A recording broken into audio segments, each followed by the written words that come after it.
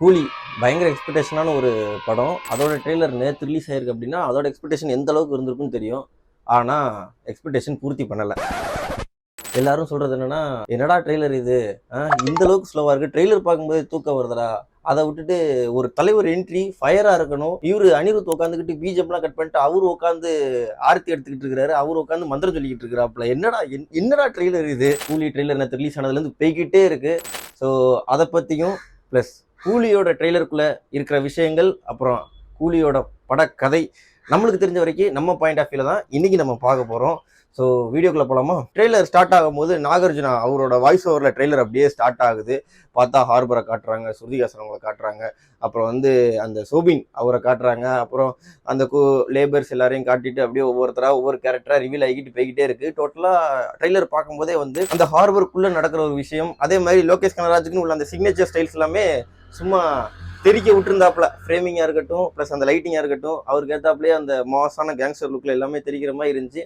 ட்ரெய்லர்லாம் ஃபுல்லாக பார்க்கும்போது ஒரு சின்ன கதையை எங்களால் யூகிக்க முடிஞ்சு. அது என்ன அப்படின்னா, ஒரு இடத்துல ஹார்பருக்குள்ளே இந்த மாதிரி வேலை பார்த்துக்கிட்டு இருக்கிறாங்க. நாகார்ஜுனா தான் பயங்கர ஹெட்டாக இருக்கிறாப்புல. ஸோ சோபின் லேபர்ஸ் எல்லாம் நடத்திக்கிட்டு இருக்கிற ஒரு ஆளாக இருக்கிறாப்புல. ஸோ இவங்க ஹார்பருக்குள்ள ஒரு பெரிய தலைக்கட்டாக இருக்கிற போது அங்கே லேபர்ஸ் எல்லாம் இவங்களுக்கு வேலை பார்த்துட்டு இருக்கும்போது அதுக்குள்ளே வச்சு இந்த சின்ன ஸ்மக்லிங்கோ இல்லை வாட்ச் ஸ்மக்லிங்கோ, அந்த வாட்சுக்குள்ளே வச்சு சில கொக்கைன் ஸ்மக்லிங்கோ சம்திங் இருக்கலாம், சரிங்களா? அந்த மாதிரி ஸ்மக்லிங் பண்ணிக்கிட்டு இருக்காங்க. அப்படி பண்ணிக்கிட்டு இருக்கும்போது பார்த்தீங்க அப்படின்னா இந்த ஒரு ஃப்ரேம் பார்த்துருப்பீங்க. அந்த ஒரு பொண்ணு கையில் ஃபைல் வச்சுட்டு அழுதுகிட்டே ஸ்ருதிஹாசன் பேசும்போது, ஸ்ருதிஹாசன் மேபி அவங்க ஃப்ரெண்டாக இருந்திருக்காங்க, இல்லை ஒரு ரூம்மேட்டாக இருந்திருக்கலாம், இல்லை ஒரு கொலிக்ஸாக இருந்திருக்கலாம்னு வச்சுக்கோங்களேன். அப்படிங்கும்போது ஓகே, இதை நம்ம பெரிய இடத்துல எங்கேயாச்சும் கொண்டு போய் இந்த விஷயத்த சொல்லுவோம், இதை சொன்னா தான் மற்ற நல்லதெல்லாம் நடக்கும். ஸ்ருதிஹாசன் சொல்லிக்கிட்டு இருக்கும்போது இது நாகார்ஜுனா டீமுக்கு தெரிஞ்சு பேட் பாய்ஸ்லாம் கொண்டு பேடாக ஒரு வேலை பார்த்து, அதான் நம்ம லோகேஷன் ஸ்டைலில் அப்படின்னு அந்த பொண்ணை போட்டுடுறாங்க. போட்டதுக்கு அப்புறம் தான் தெரியுது இந்த பொண்ணுகிட்ட மட்டும் இந்த மேட்ரு ரிவீல் ஆகலை, ஸ்ருதிஹாசனுக்கும் இது தெரிஞ்சிருக்கு அப்படின்ட்டு. யாரு நம்மளோட நாகார்ஜுனா அவங்களோட கேங் எல்லாமே சேர்ந்து ஸ்ருதிஹாசன் அவங்களை அட்டாக் பண்ணுறதுக்காக போகிறாங்க. அங்கே போகும்போது தான் சத்யராஜ் அவங்கள பாதுகாத்துட்டு சத்யராஜ் பொண்ணா இருந்திருக்கலாம்.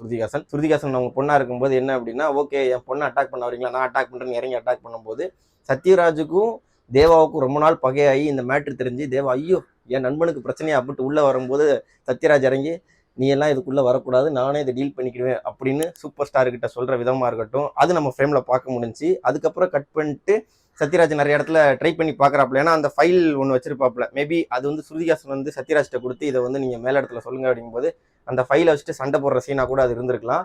அதுக்கப்புறம் சத்யராஜ்லாம் சண்டை போட்டு வரும்போது அவரால் பண்ண முடியாது. சத்யராஜையும் மேபி சுத்து போட்டதுக்கப்புறம் சத்யராஜ் சொல்லியிருக்கலாம், ரொம்ப நாளாக ஒருத்தன் ஆஃப்லைனில் போட்டு வச்சிருக்கேன், அவனை தேவையில்லாமல் ஆன்லைன் வர வச்சிடாத அப்படின்னு ஹை பேத்துறாப்புல. அதுக்கப்புறம் சத்யராஜோட தோல்வி முடிஞ்சிருது. அந்த இடத்துல தான் ஸ்ருதிஹாசன் நிறையா அழுகிற சீன்லாம் நம்மளால் பார்க்க முடிஞ்சிருக்கும். அழுதுகிட்டு அவர் எங்கள் அப்பா, நாங்கள் பார்த்துக்கிறோம், உங்களுக்கு என்ன, உங்களுக்கு ஒரு ஃப்ரெண்டு தானே அப்படின்னு சொல்லும்போது அதுக்கப்புறம் அந்த ஹாஸ்டலுக்குள்ளே நடக்கிற சண்டை தான் நினைக்கிறேன் எனக்கு தெரிஞ்சு. அந்த டயத்தில் தான் உள்ளே இறங்கி ஸ்ருதிஹாசனையும் போடுறதுக்காக வராங்க.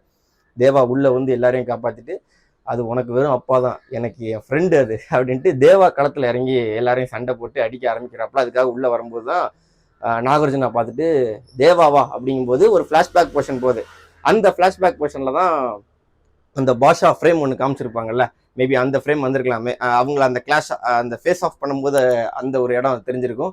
ப்ளஸ் அதுக்கப்புறம் அந்த டயத்தில் அவங்க ஹார்பரில் இவங்க 3 பேர் பெரிய தலைக்கட்டாக இருந்திருக்கலாம். யார்? தேவா, உபேந்திரன், அதுக்கப்புறம் நம்மளோட சத்யராஜ் அவரு.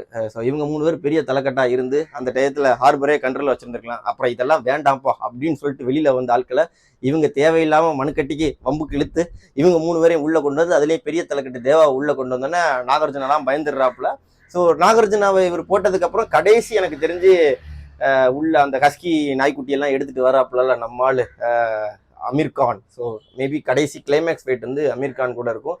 அந்த டயத்தில் நான் ஏன் இதை இவ்வளோ கான்ஃபிடண்ட்டாக சொல்கிறேன்னா, நீங்கள் கிளைமேக்ஸில் ரஜினி நடந்து வரும்போது பார்த்தீங்கன்னா பின்னாடி பிளரில் உபேந்திரன் இருப்பாப்புல.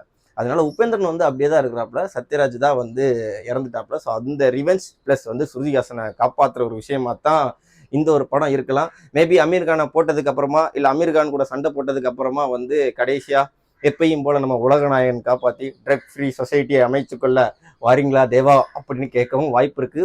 மேபி இருக்கலாம். எல்சியூ ஸ்டாண்டர்லோன் சொல்லி இந்த எல்சியூக்குள்ள கொண்டு வரவும் வாய்ப்பு இருக்கு. இல்லைன்னா ஸ்டாண்டர்லோனாவே முடிச்சுட்டு ஓகேப்பா அடுத்து கைதி 2 இருக்கு, அதில் எல்சியூ பார்த்துக்கலாம் அப்படின்னு சொல்லவும் வாய்ப்பு இருக்கு. இந்த மாதிரிலாம் லோகேஷ் பிரதர் விளையாடுறதுக்கு நிறையாவே வாய்ப்புகள் இருக்கு. பட் ட்ரெய்லராக பார்க்கும்போது நிறைய பேர் மிட்டுன்னு சொல்லியிருக்கிறாங்க, என்னப்பா அனிருத் பிஜிஎம் சரியில்லை அப்படின்ட்டு இருக்கிறாங்க. கடைசியில் கிளைமேக்ஸில் காக்கான்னு கத்துனதுக்கப்புறம் இது யாருக்கோ எங்கேயோ ஒரு அடிபட்ட மாதிரி இருக்கப்பா அப்படின்னு சொன்ன விஷயங்களையும் பார்க்க முடிஞ்சு. பட் எனக்கு பார்த்துக்கிட்டோம்னா அந்த ஒரு ஃப்ரேம், நெகட்டிவ் ஃப்ரேம் காட்டினாங்கல்ல, அதுவாக இருக்கட்டும். இன்னொன்று சூப்பர் ஸ்டார் வந்து கடைசியாக வந்து சிவா படத்தில் வந்து ஒரு ஏ சர்டிஃபிகேட் ஃபிலிமில் நடிச்சாப்புல. பயங்கர ஏ ஏ ஏ சர்டிஃபிகேட்டாக இருக்கிறது, ஒரு ஆக்ஷன் ஓரியன்டாக இல்லை ரொம்ப பிளட் ரிலேட்டடாக உள்ள ஒரு படம் சிவா அப்படின்னு சொல்லிட்டு அதுக்கு ஏ சர்டிஃபிகேட் வந்துச்சு.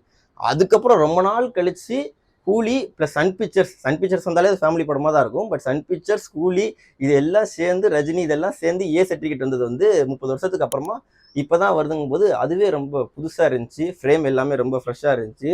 ஒரு ஆக்ஷன் ஓரியன்டான ஒரு படத்தில் ரஜினிகாந்தை வந்து இவ்வளோ ஜாலியான ஒரு கேரக்டராக பார்க்கும்போதும் சரி, அந்த சர்க்கிள் பண்ணி டான்ஸ் பண்ணுற விதமாக இருக்கட்டும், அது எல்லாமே ரொம்ப ஃப்ரெஷ்ஷாக இருந்துச்சு ஃப்ரேம்.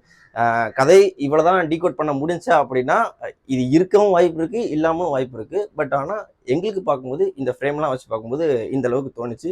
ப்ளஸ் ட்ரெய்லருமே எங்களுக்கு ரொம்ப நல்லா தான் இருந்துச்சு. மிட்டு கிட்டலாம் ஓகே, படம் வரட்டுமே. ஏன்னா ரொம்ப ஹைப்பேத்தியே நம்ம ஆளுக்கு ரொம்ப ஹைப் ஏறிடுறாங்க. அதனால ஒரு மிட்டிலே வச்சுட்டு படம் பயங்கர ஹையாக வந்துச்சு அப்படின்னா அதை பயங்கரமாக கொண்டாடலாம் அப்படிங்கிறது தான்.